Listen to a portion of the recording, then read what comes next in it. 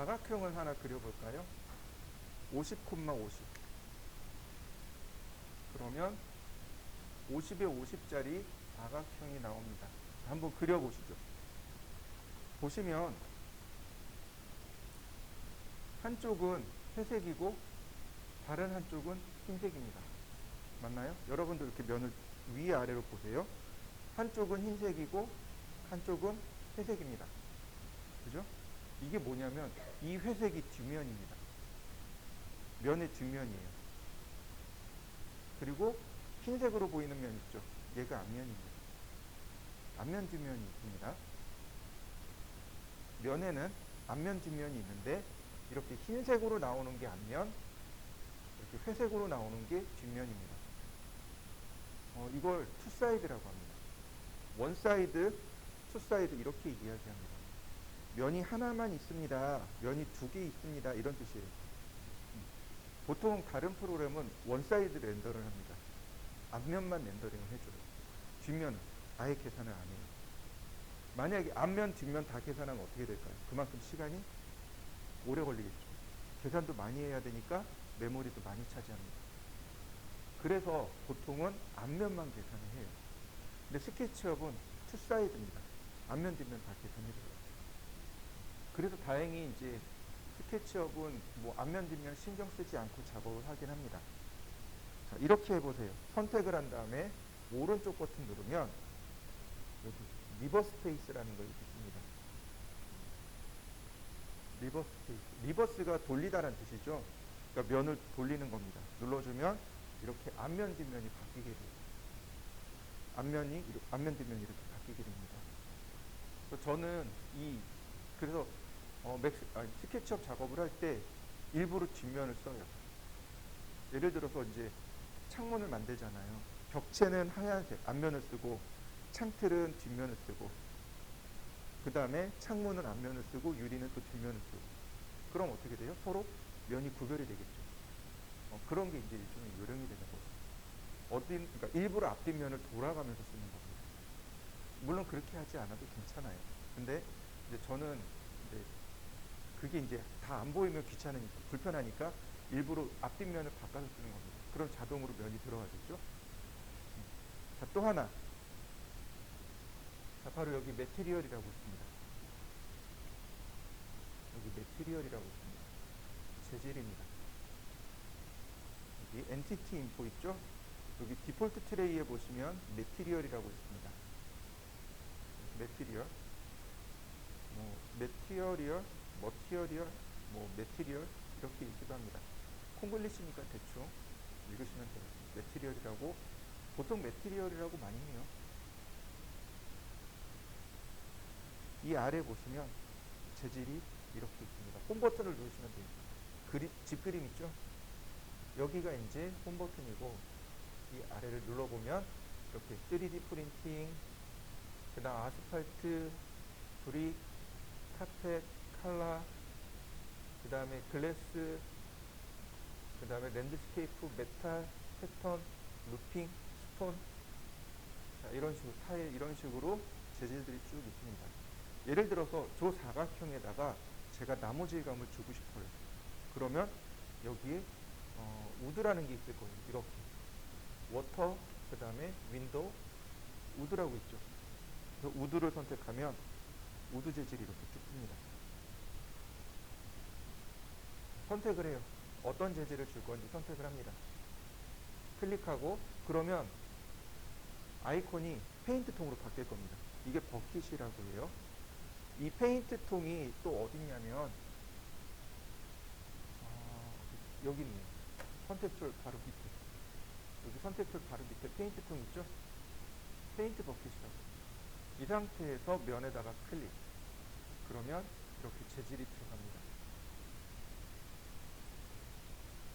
재질 들어간 거 보이시나요? 면이 너무 작아서 제대로 안 보이는 겁니다. 적어도 한 2000에 2000 정도는 돼야 재질이 제대로 보일 거예요. 지금은 무늬결만 이렇게 살짝 보일 겁니다. 재질 드는 법 이해되시나요? 자, 다시 한번 보겠습니다. 자, 제가 옆에다 좀 크게 그려보죠. 2000, 2000.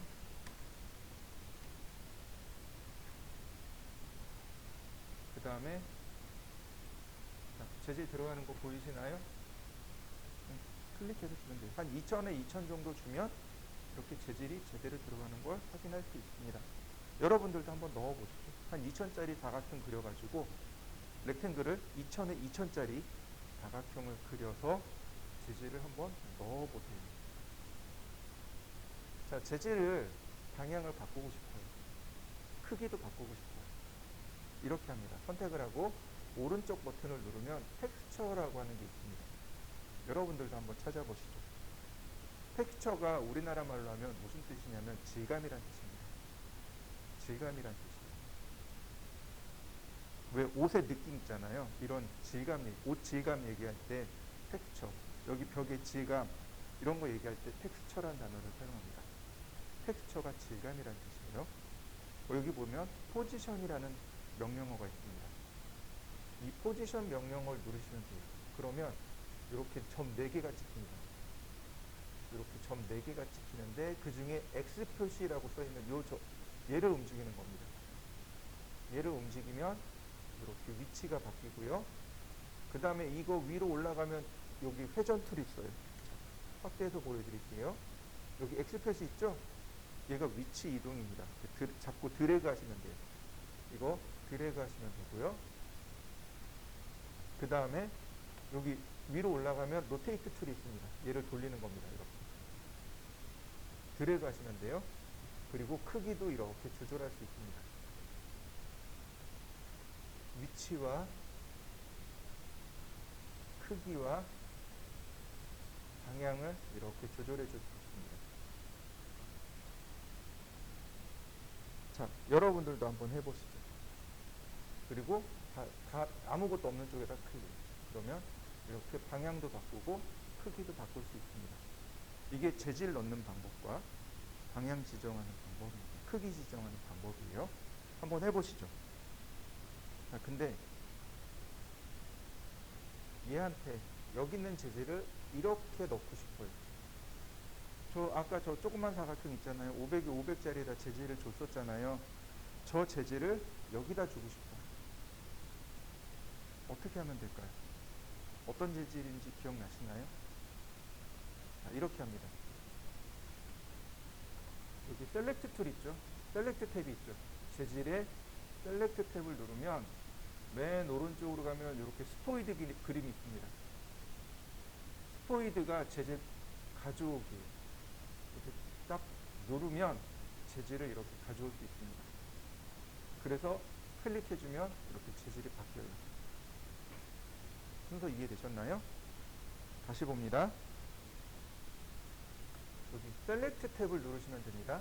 셀렉트 탭을 누르시면 여기 스포이드가 있습니다. 스포이드를 누른 다음 내가 가지고 오고 싶은 재질을 클릭합니다.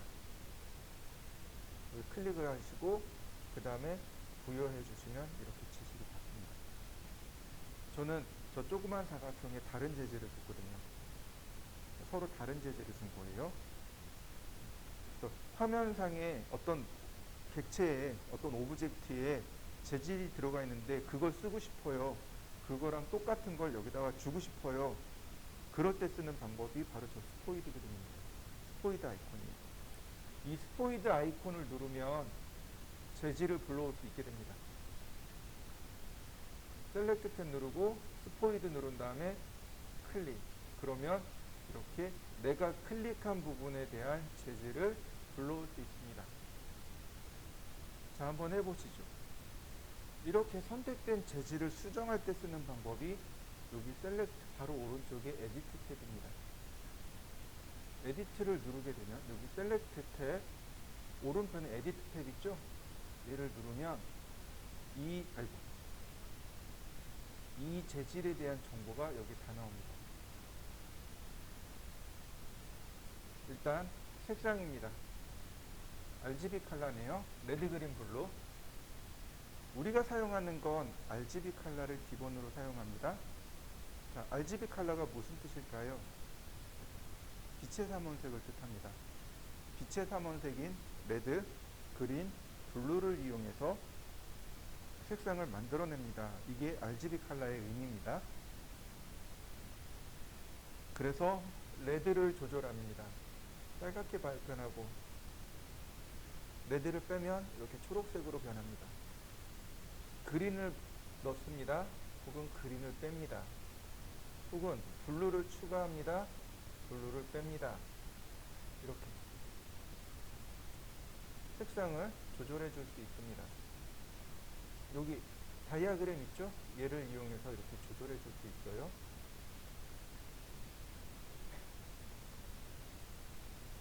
자, 색상이 조절된 거 보이시죠?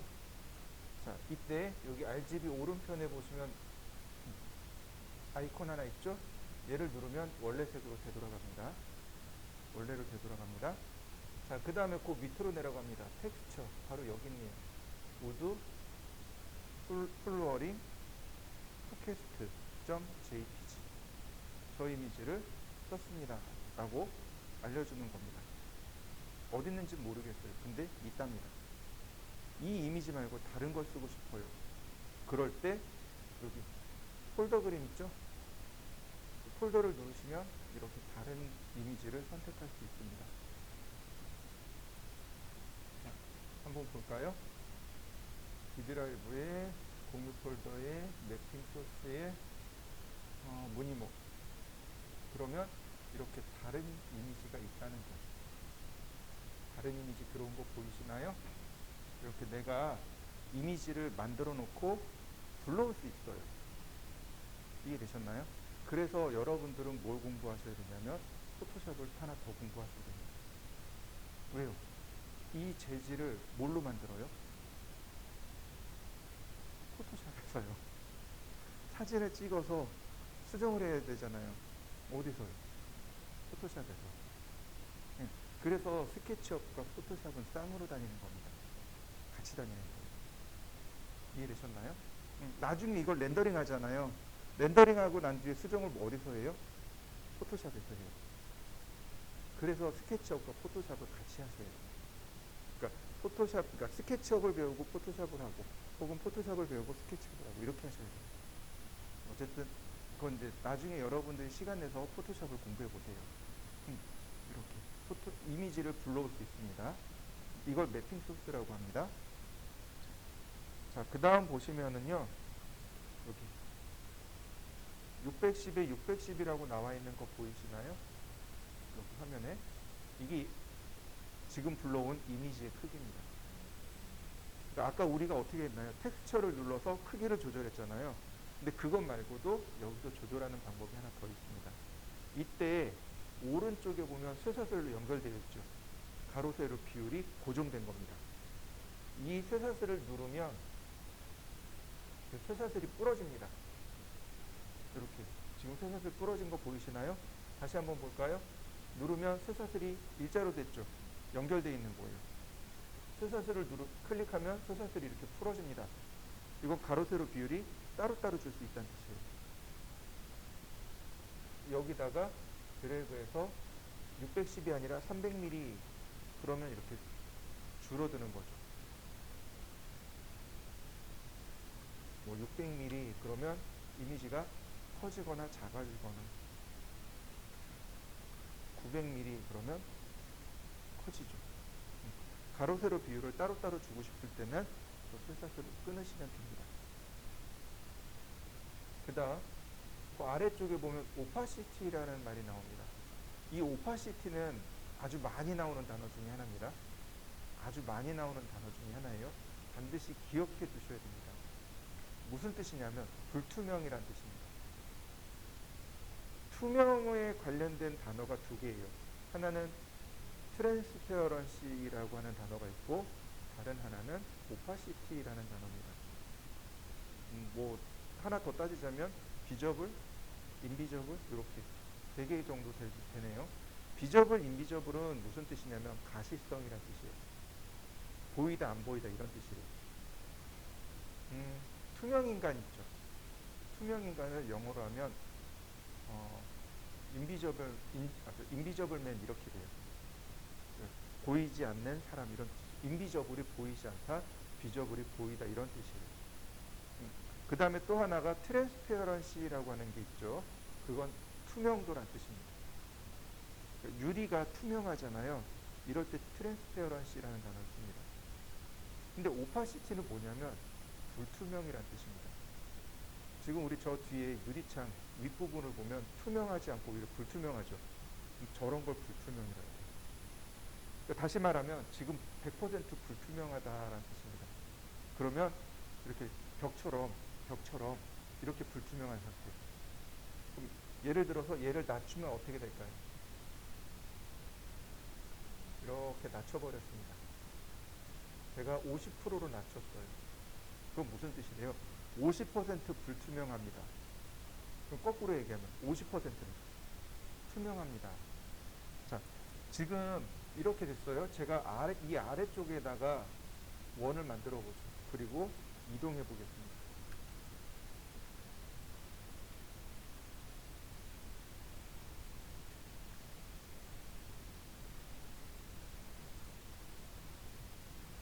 보이시나요? 이렇게 재질이 투명해 가지고 아래쪽에 있는 재질이 보이는 거죠. 100% 어떤가요? 아래쪽에 원이 갖춰진 거 보이시나요? 네, 투명. 그러니까 오파시티는 결국 뭐예요? 불투명도란 뜻입니다. 그러니까 얘를 낮추면, 불투명도를 낮추면 결국은 투명해지는 거죠. 언제 쓸 수 있어요? 유리창. 유리창이나 물과 같은 재질들 있죠? 이런 거 줄 때 오파시티 재질을 주시면 됩니다. 그래서 이 오파시티라는 단어가 많이 나오는 거예요. 그래서 꼭 기억해 주시면 좋겠습니다. 자, 화물에 재질 주는 거 이해되셨나요? 네.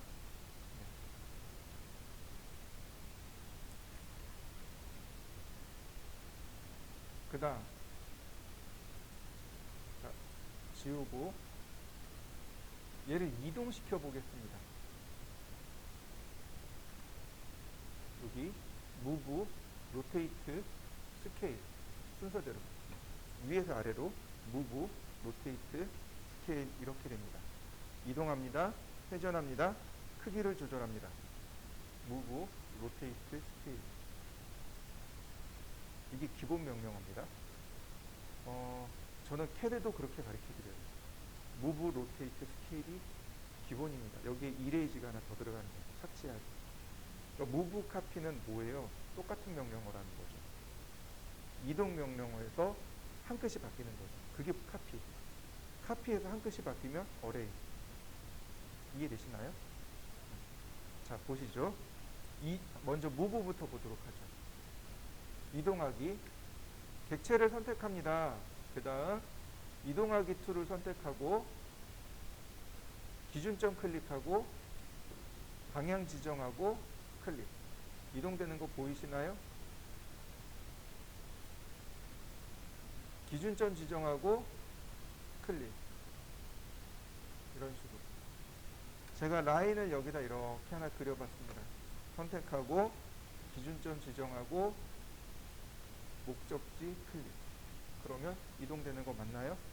네. 여러분들도 이동시켜 보시죠. 자, 복사할 때 컨트롤 키를 한번 눌렀다 떼세요. 그러면 이렇게 복제가 들어갑니다. 이렇게 복제가 됩니다.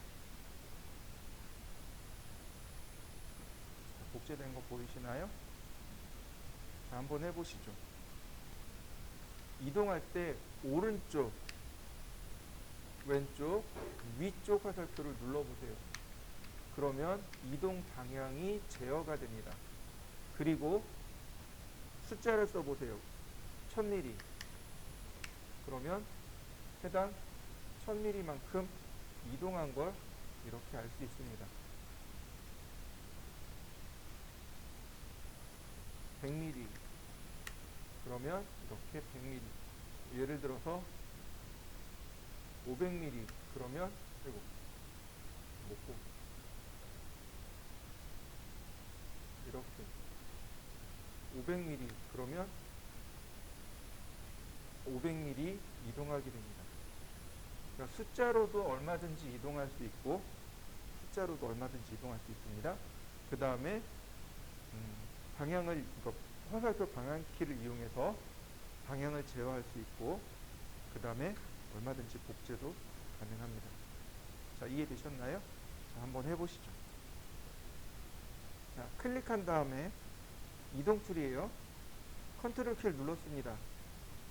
적당히 간격을 띄우고 클릭했습니다. 그 다음에 곱하기 5개. 어떤가요? 어레이 된 거 보이시나요? 근데 5개를 보시면 이렇게요. 얘 빼고 이렇게. 어떤가요? 원본 빼고 5개 만들어진 거 보이시나요? 그러니까 곱하기란 얘기는 별표 있죠? 우리 그 오른쪽에 키패드 있죠? 오른쪽에 수착판에 보시면 더하기, 빼기, 곱하기, 나누기가 있는데 곱하기가 별표로 되어 있을 겁니다. 이 별표를 말합니다. 이 별표가 곱하기란 뜻이에요. 별표 5 이렇게 쓰시면, 그러니까 간격을 띄우고 별표 5 그리고 엔터 치면 이렇게 어레이가 됩니다. 자, 한번 해보실까요? 다시 한번 볼게요. 선택을 하고 이동 툴 명령어 쓰고 컨트롤 키를 누릅니다. 그러면 이 컨트롤 키, 그러니까 이동 툴 아이콘에 더하기 키가 붙을 거예요. 복사한다는 뜻입니다. 기준점 클릭하고 그 다음 복사를 하나 해줍니다. 복사를 하나 해주고 그리고 나서 곱하기 5 이렇게 쓰고 엔터. 그러면 이렇게 5개가 더 복제가 일어나는 거죠. 이게 10개가 될 수도 있고 2개가 될 수도 있고 3개가 될 수도 있는 거죠. 자, 한번 해보시죠. 자, 다시 봅니다. 선택을 하고 복제를 합니다. 이번엔 멀찌감치 복제를 할 거예요. 그리고 나누기 5. 나눠지나요? 배열을 하는 방법이 2가지가 있는 거죠. 간격을 지정해서 배열하는 방법이 하나 있고, 그 다음에 끝점을 지정해서 나누는 방법이 있고. 이해되셨나요? 아래쪽에는 어떻게 했나요? 간격을 지정했죠. 첫 번째와 두 번째 아이템의 간격을 지정하고 수량을 지정한 거고, 두 번째는 어떻게 했어요? 처음과 끝을 지정하고 중간은 스케치업이 알아서 계산하도록 시킨 겁니다. 이 2가지 방법이 다 쓰여요. 캐드에서 카피할 때 어레이라는 옵션이 있어요. 그 중에 기본 옵션은 아래 거고 피트라고 하는 옵션이 있습니다. 그게 그 위에 거예요. 이해되셨나요? 자, 다시 한번 봅니다. 제가 2가지를 다 같이 보여드릴 거예요. 자, 아래쪽 겁니다. 이동하기 간격을 먼저 지정해 줍니다. 곱하기 5. 그러면 내가 지정한 간격만큼씩 복제가 일어난 거죠. 자, 다시 봅니다. 복제를 하는데, 자, 이렇게 끝점을 지정한 겁니다. 끝점을 지정하고 나누기 5. 나누기예요. 5조각으로 나눠주세요. 이런 뜻이 되는 거예요. 곱하기 5는 간격을 지정했을 경우, 전체를 지정한 경우는 나누기. 자, 2가지 한번 해보시죠. 자, 이번에는 로테이트입니다. 회전하는 거죠. 로테이트. 먼저 선택을 하고 회전할 것을 먼저 선택을 하고 로테이트를 합니다. 그러면 이렇게 각도계가 나와요. 어떻게 회전할 건지를 생각하셔야 돼요. 이렇게 회전할 건지, 아니면 이렇게 회전할 건지, 아니면 이렇게 회전할 건지. 이해되시나요? 네. 회전하는 방향 축이 총 3개가 있는 거죠. X축의 방향으로 이렇게 회전할 건지, 혹은 Y축의 방향으로 회전할 건지, 혹은 Z축의 방향으로 회전할 건지, 그걸 먼저 따져줘야 됩니다. 어느 쪽을 기준으로 회전할 것인가. 그래서 화살표 방향을 그래서 써야 됩니다.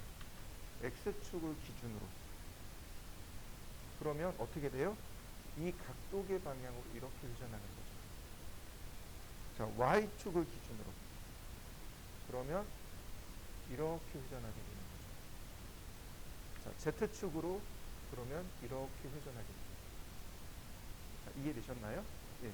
선택을 하고 명령어 내리고 그 다음에 축의 방향을 지정합니다. 오른쪽, 왼쪽, 위쪽 화살표 회전하는 축의 방향을 먼저 지정합니다. 그 다음 어떻게 회전하잖아요. 그러니까 중심축이 필요합니다. 중심점. 그래서 중심점을 지정하고 그 다음에 원점을 지정하고 그 다음에 각도를 지정해 주시면 됩니다. 90도 그리고 엔터. 그러면 90도 회전이 됐습니다. 이해되셨나요? 다시 한번 보겠습니다. 자, 선택하고 명령어 누르고 그 다음에 각도를 지정하고 원점 X축 그 다음 X축이래. 원점 0도 그 다음에 90도. 다시 한번 볼까요? 자, 원점 0도 방향 그 다음 최종 방향 이렇게 화살표 원점 0도 90도. 이해되시나요? 자, 여러분들도 여러 가지 방향으로 회전을 시켜보세요. 한 방향으로만 하고 끝내지 마시고 화살표 키를 이용해서 X축의 방향, 다음 화살표 눌러서 Y축의 방향, 다시 화살표 키를 눌러서 Z축의 방향 이렇게 회전을 한번 시켜보시죠. 자, 이번에는 제가 선을 이렇게 그렸습니다. 로테이트를 할 건데 카피를 할 겁니다. 아까랑 똑같아요. 원점 지정하고 0도 지정하고 컨트롤 키를 한번 눌렀다 떼세요. 그럼 복제되는 거 보이시나요? 자, 30도 엔터 곱하기 6. 그러면 이렇게 30도 간격으로 만들어진 거 보이시나요? 똑같습니다. 이동하는 방법과 똑같아요. 다시 봅니다. 선택하고 자, 로테이트 원점 그 다음 0도 컨트롤 키 한번 눌렀다 떼고 30도. 그럼 복제가 끝났죠? 자, 여기서 곱하기 5. 그러면 총 5개를 이와 같이 복제를 하게 됩니다. 한번 해보시죠. 선택하고 그 다음 로테이트 자, 방향 지정하고 원점 0도 방향 컨트롤 키 누르고 180도 나누기 6. 그러면 이렇게 30도 간격으로 나눠진 걸 이해되시나요? 네, 아까 무브할 때도 곱하기 얼마 이렇게 됐었죠? 네, 그리고 나누기 얼마 있었죠? 로테이트도 마찬가지로 곱하기 얼마 나누기 얼마 이렇게 가능합니다. 자, 한번 해보시죠. 자, 이번에는 푸시앤풀로 제가 50mm를 이렇게 키워봤습니다. 스케일로 크기를 조절할 겁니다. 자, 먼저 트리플 클릭을 합니다. 그 다음 스케일. 그럼 보시면 이렇게 조절점들이 쭉 나옵니다. 클릭하게 되면 이렇게 대각선 끝점으로 들어갑니다. 자, 이렇게 대각선으로 들어가는 거 보이시나요? 자, 이때 컨트롤 키를 누르면 가운데로 들어갑니다.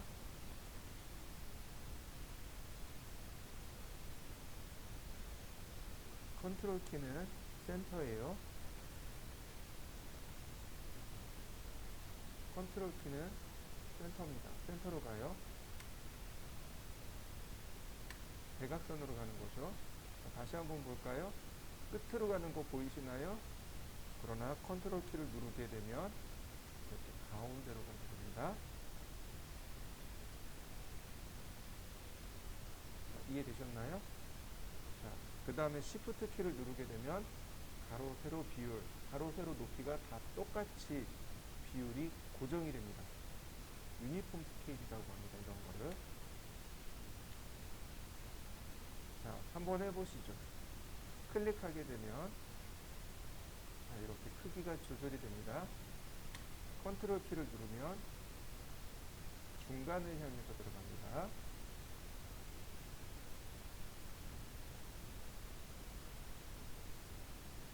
시프트를 누르면 유니폼 스케일이 들어갑니다. 자, 한번 해보시죠. 스케일은 복제가 안 돼요. 스케일은 복제가 안 됩니다. 스케일에는 이런 기능이 있습니다. 자, 클릭했습니다. 그럼 분명히 크기가 조절이 되는데 이렇게 반대로 가게 되면 미러가 되는 거죠. 대칭이 되는 겁니다. 이때 여기다가 마이너스 1이라고 쓰고 엔터 치면 정확한 크기로 딱 대칭이 됩니다. 다시 한번 볼까요? 제가 여기다가 사각형을 그렸고요. 푸시앤풀로 푸시앤풀로 이만큼 뺐어요. 자, 스케일 클릭하고 마이너스 1 그리고 했어. 그럼 대칭된 거 보이시나요? 네, 한번 해보시죠. 그런데 이렇게 하셔도 돼요. 오른쪽 버튼 눌러보세요. 그러면 여기 플립 얼롱이라고 하는 단어가 나옵니다. 플립이 무슨 뜻이냐면 이렇게 뒤집는 걸 플립이라고 합니다. 옛날에 이렇게 폴더폰 있었잖아요. 이거 플립폰이에요. 플립입니다. 이렇게 열고 닫는 거 플립이라고 해요. 이해되시죠? 보면 플립, 이거 잘 안 보이니까 확대해서. 자, 레드 다이렉션, 그린 다이렉션, 블루 다이렉션. 그러니까 무슨 뜻이냐면 레드 축 방향으로 대칭해 주세요. 그린 축 방향으로 대칭해 주세요. 블루 축 방향으로 대칭해 주세요. 이런 뜻입니다. 그래서 이렇게 보시면 누르면 레드 축 방향으로, 자, 보이시나요? 얘가 크기가 작으니까 잘 안 보이는군요. 자, 이동하기 선택하고, 자, 레드 다이렉션. 그러면 이렇게 X축 방향으로 돌아간 거 보이시죠? 레드 다이렉션. 이렇게 로테이트.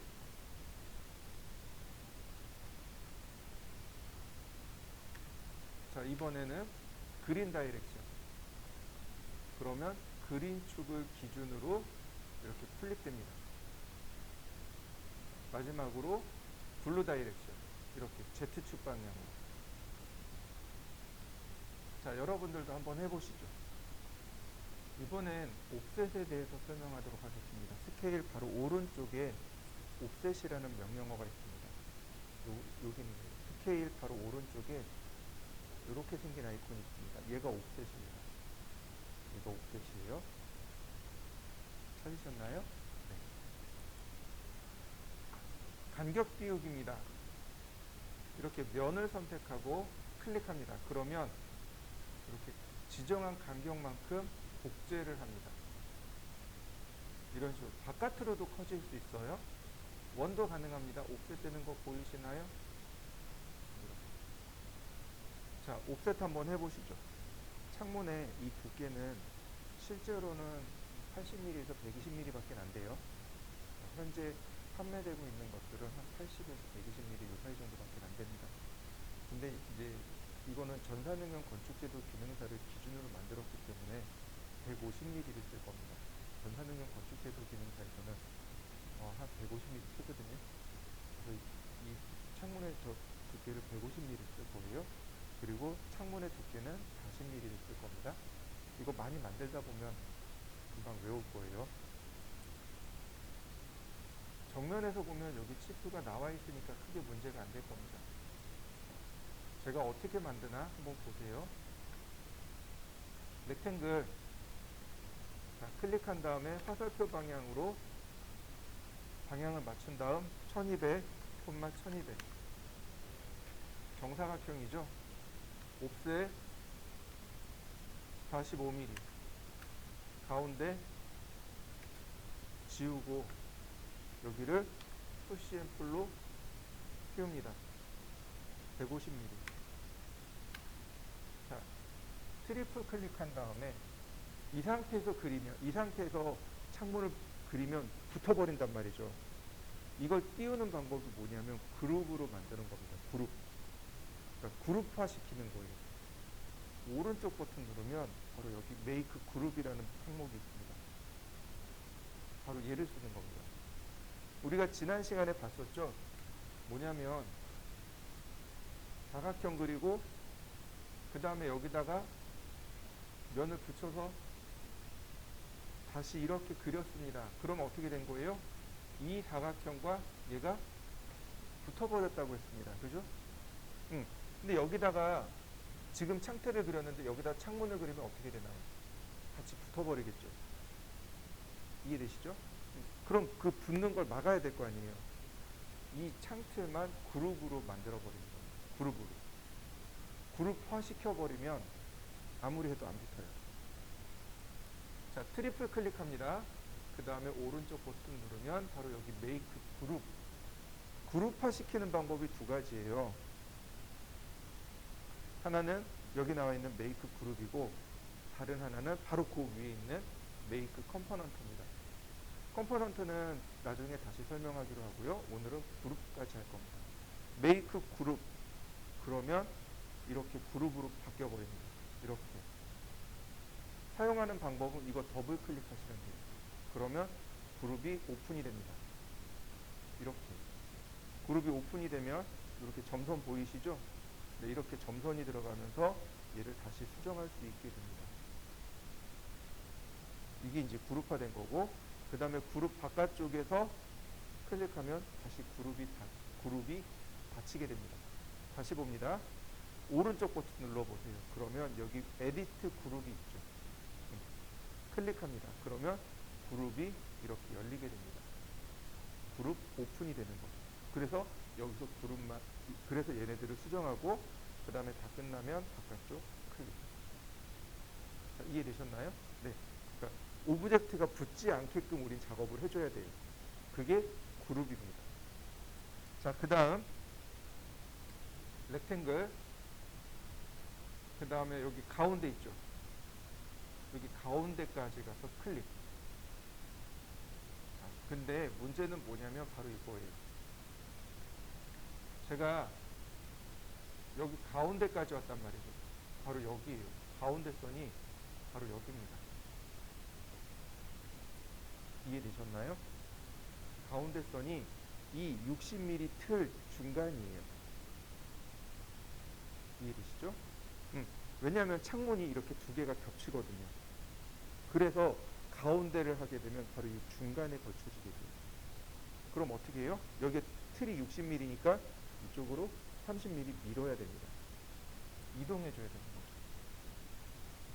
선택하고 이동 툴로 이 방향으로 30mm만 이동.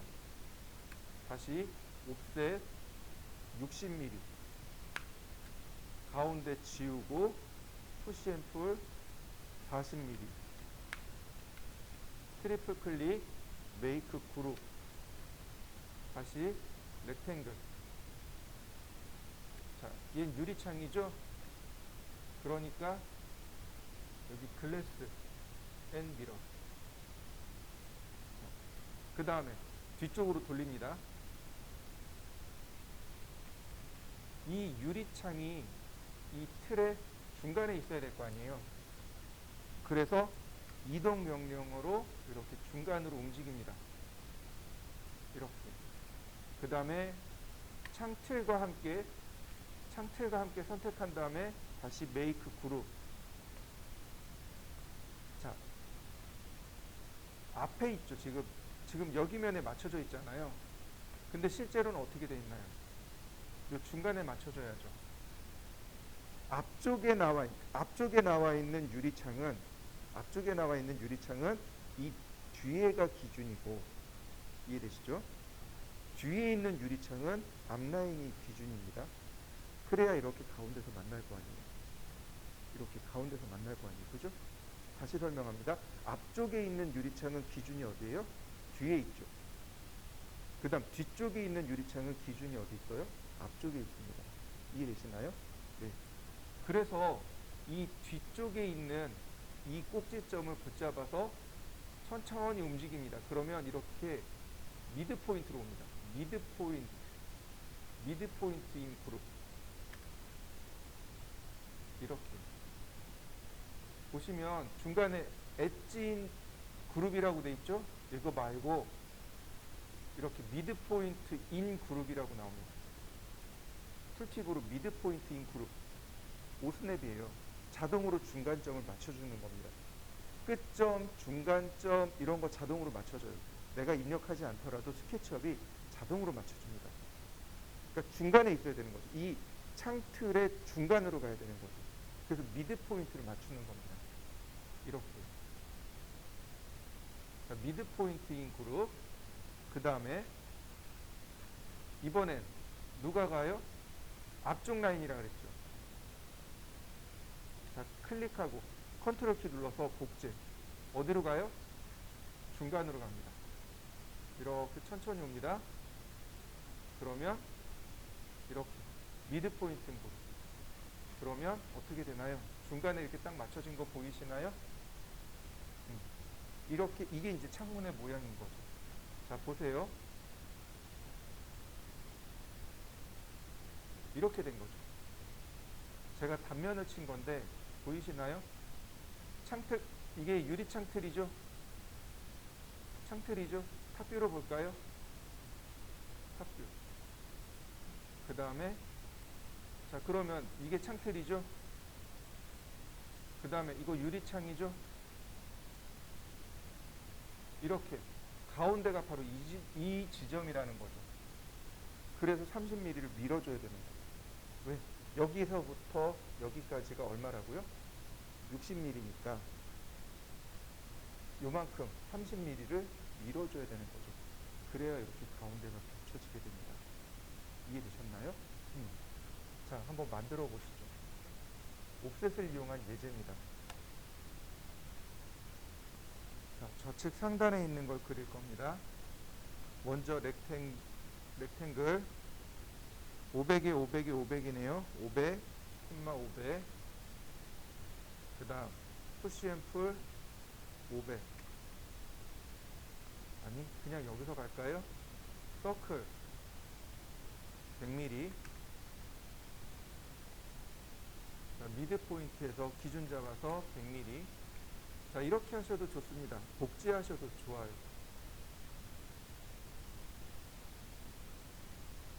자, 이런 식으로 복제를 하셔도 좋습니다. 그 다음에 이레이즈로 지우시면 되죠. 자, 이레이즈. 자, 이런 식으로 지우신 다음에 푸시앤풀 500mm. 그런 모양 나왔나요? 다시 한번 보겠습니다. 500,500 푸시앤풀 500mm 서클 100mm. 자, 가운데 지우고 다시 한번 볼까요? 자, 가운데 점 100mm. 다시 한번 미드 포인트에서 100mm. 다시 한번 미드 포인트에서 100mm. 그 다음 이레이즈로 필요 없는 부분 삭제하고 푸시앤풀 바닥까지 내리면 이렇게 구멍이 난다 그랬습니다. 기억나시죠? 네. 두 가지 방법이 있는 거죠. 한 가지가 아니고 이렇게 두 가지 방법이 있습니다. 어떤 것은 아예 평면에서부터 그냥 올려도 되는 것이 있고, 어떤 것은 다 3D로 만든 다음에 푸시앤풀로 밀어서 혹은 당겨서 그 형상을 만드는 것도 있습니다. 곰곰이 생각해 보시면서 천천히 작업을 해보세요. 자, 시작해 보시죠.